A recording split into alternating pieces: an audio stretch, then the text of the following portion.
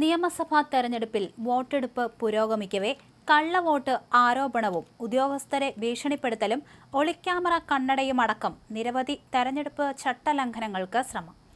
വിവിധ ബൂത്തുകളിൽ സംഘർഷാവസ്ഥ ഉടലെടുക്കുകയും ചിലയിടങ്ങളിൽ പോലീസ് നടപടികൾ ഉണ്ടാവുകയും ചെയ്തു. തൃക്കരിപ്പൂരിലെ പീലിക്കോട് പൂത്തിലോട്ട് APU സ്കൂളിലെ 137 നമ്പർ ബൂത്തിൽ UDF സ്ഥാനാർത്ഥി സന്ദീപ് വാര്യർ തെരഞ്ഞെടുപ്പ് ഉദ്യോഗസ്ഥരെ ഭീഷണിപ്പെടുത്തിയതായി പരാതി ഉയർന്നു. കള്ളവോട്ട് ചെയ്യാൻ ശ്രമിച്ചുവെന്ന് UDF ഏജന്റ് ആരോപിച്ചതിനെ തുടർന്നാണ് തർക്കം തുടങ്ങിയത്. വോട്ട് ചെയ്യാൻ എത്തിയയാൾ തന്റേത് തന്നെയാണെന്ന് ഉറപ്പിച്ച് പറഞ്ഞതോടെ വാക്കുതർക്കം രൂക്ഷമാവുകയായിരുന്നു. ഈ സമയത്ത് ബൂത്തിലെത്തിയ സന്ദീപ് വാര്യർ പ്രിസൈഡിംഗ് ഓഫീസറെ ഭീഷണിപ്പെടുത്തിയെന്നാണ് പരാതി. സംഭവത്തെ തുടർന്ന് LDF പ്രവർത്തകരും മറ്റ് ഏജന്റുമാരും പ്രതിഷേധവുമായി രംഗത്ത് വന്നു. ബൂത്തിലെ സമാധാനപരമായ അന്തരീക്ഷം തകർക്കാനാണ് ശ്രമം നടന്നതെന്ന് LDF പ്രവർത്തകർ ആരോപിക്കുകയും ചെയ്തു.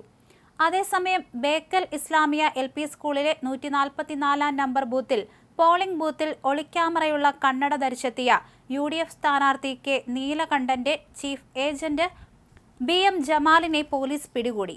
അഭിഭാഷകൻ കൂടിയായ ഇദ്ദേഹത്തിന്റെ കണ്ണട പോലീസ് പിടിച്ചെടുത്തു. സംഭവവുമായി ബന്ധപ്പെട്ട് തുടർ നടപടികൾ ഉണ്ടാകുമെന്ന് പോലീസ് അറിയിച്ചു. വോട്ടിംഗ് രഹസ്യം ചോർത്താനാണോ അതോ മറ്റെന്തെങ്കിലും ലക്ഷ്യത്തോടെയാണോ ഈ കണ്ണട ഉപയോഗിച്ചതെന്ന് വ്യക്തമല്ല. ഇയാളുടെ കണ്ണട അധികൃതർ പിടിച്ചെടുത്തു.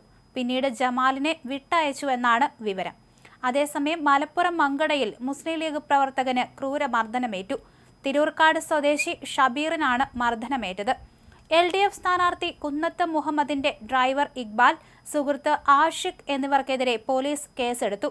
സ്ഥാനാർത്ഥി കുന്നത്ത് മുഹമ്മദിനെതിരെ ഷബീർ ഫേസ്ബുക്കിൽ പോസ്റ്റിട്ടതാണ് മർദ്ദനത്തിന് കാരണമായതെന്ന് FIR-ൽ പറയുന്നു.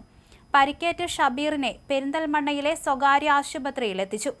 മഞ്ചേശ്വരത്തെ കയ്യാറയിലെ 128 നമ്പർ ബൂത്തിൽ കള്ളവോട്ട് നടന്നതായി BJP ആരോപിച്ചു.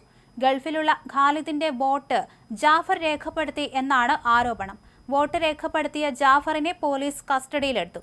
തെരഞ്ഞെടുപ്പ് ചൂടിനിടെ രാഷ്ട്രീയ നേതാക്കളുടെ പ്രതികരണങ്ങളും ശ്രദ്ധേയമായി. CPM-ലെ തെറ്റായ പ്രവണതകൾക്കെതിരെ എന്നും ശബ്ദമുയർത്തിയിരുന്നത് VS അച്യുതാനന്ദനായിരുന്നുവെന്ന് KC വേണുഗോപാൽ MP അഭിപ്രായപ്പെട്ടു. VS-ന്റെ അഭാവത്തിലാണ് G സുധാകരൻ അത്തരം കാര്യങ്ങൾക്കെതിരെ രംഗത്ത് വന്നതെന്നും KC വേണുഗോപാൽ പറഞ്ഞു. VS ഉണ്ടായിരുന്നുവെങ്കിൽ G സുധാകരന് വോട്ട് ചെയ്യുമായിരുന്നോ എന്ന ചോദ്യത്തിന് നെയ്യാറ്റിൻകര ഉപതെരഞ്ഞെടുപ്പ് ദിവസം ഓർമ്മയില്ലേ എന്നായിരുന്നു KCയുടെ മറുപടി.